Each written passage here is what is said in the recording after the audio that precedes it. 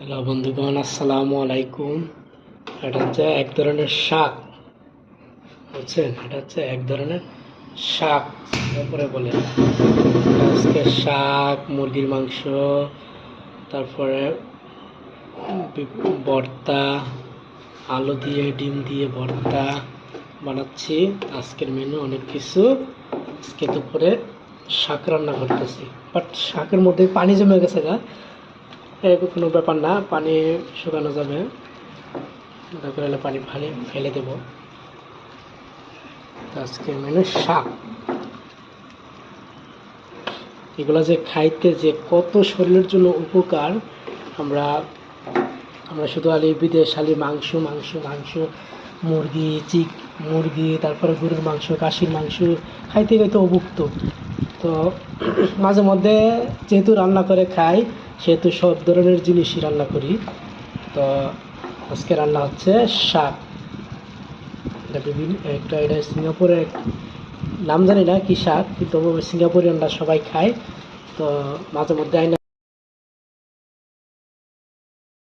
আসসালামু আলাইকুম।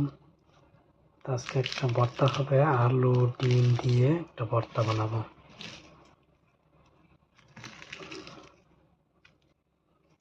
তার পাশে থাকবেন, দেখেন ভর্তাটা কেমন হয়, ফাইনাল লুক।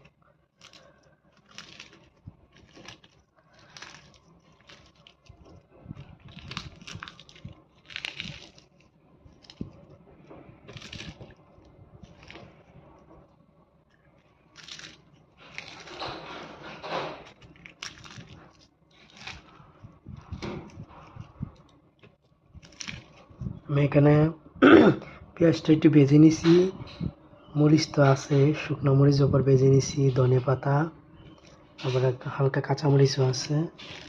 তো জাল জাল ভর্তা খেতে ইচ্ছা করতেছে,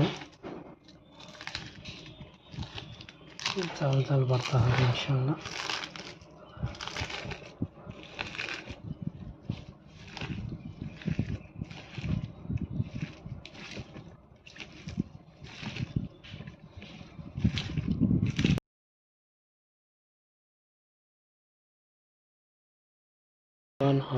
আসসালামু আলাইকুম, শুভ সকাল।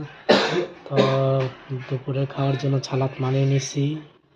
আর হচ্ছে শসা, পেঁয়াজ, ফুলকপি, তারপর এটা হচ্ছে পুদিনা পাতা, কাঁচামরিচ, সব কিছু মিলিয়ে একটা